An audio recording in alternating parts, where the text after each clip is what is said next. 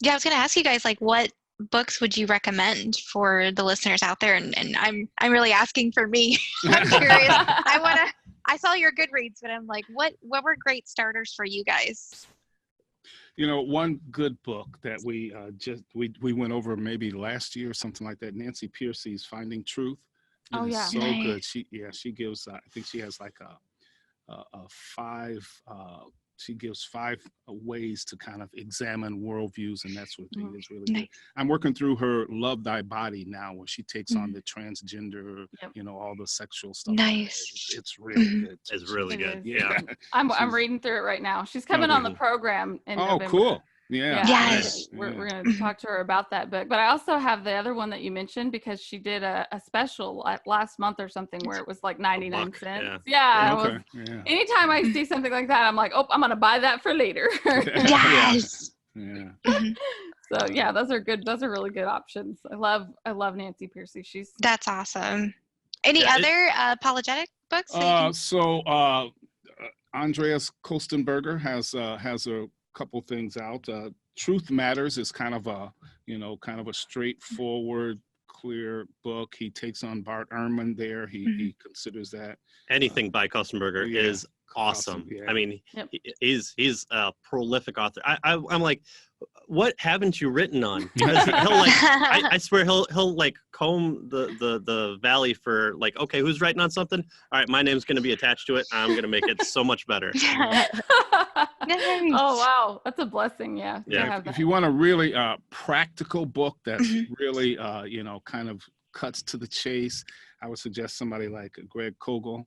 He's Okay. he was written Tactics, and so Mhm. he goes over various tactics in terms of how you can discuss your faith with Nice. unbelievers, and it's really, I mean, it's he names these various tactics, the judo flip, in terms of Oh wow, there's names for turning these things. turning questions around and that kind of stuff. So that one is Oh kind of wow. a really The practical. judo.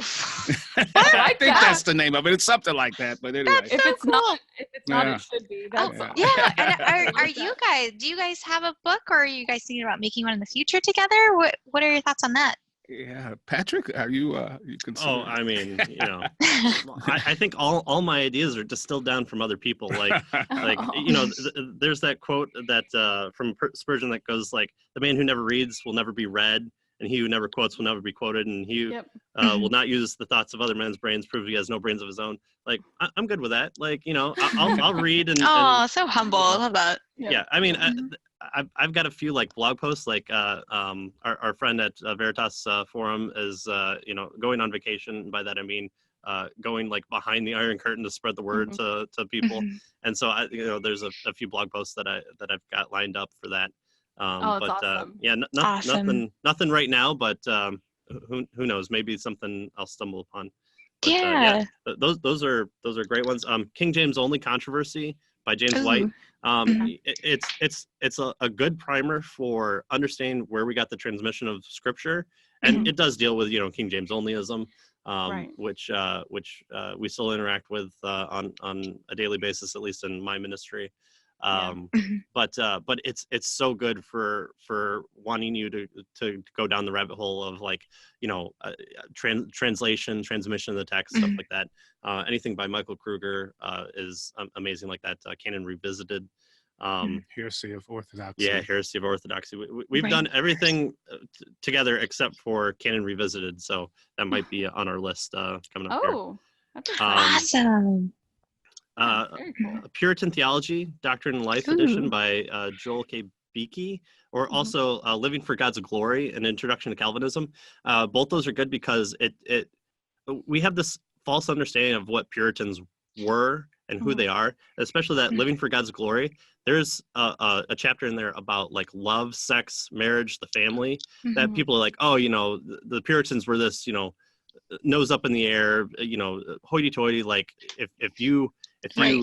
spit on the sidewalk on the Lord's Day, then you were kicked out of the community. And Right. just reading their writings, you get such an appreciation for people who lived at a different time, who didn't have access to the writings we did, or the technology we did, or the cross references that we do.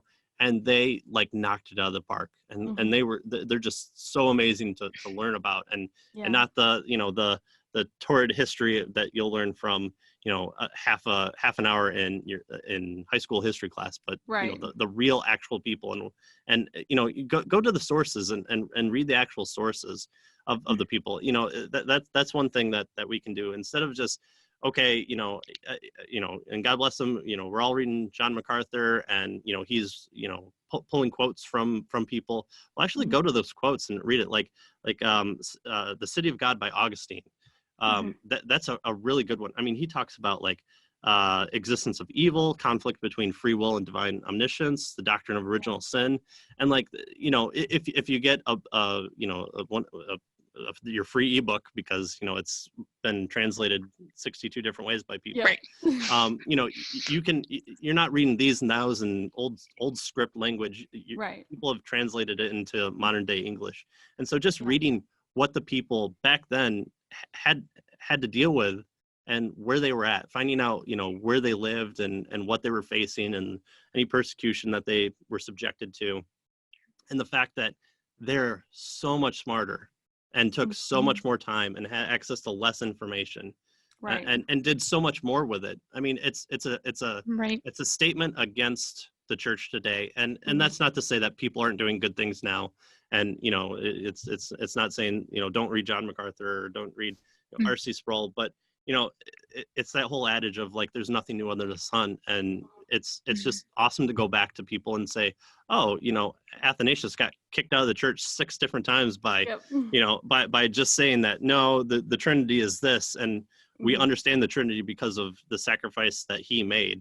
Like, oh, that's amazing. Like, I want to learn about that guy. Like that guy, I want a T-shirt with him on it. And yes, yes, absolutely. Come on, missional wear. Like, go back a little bit further.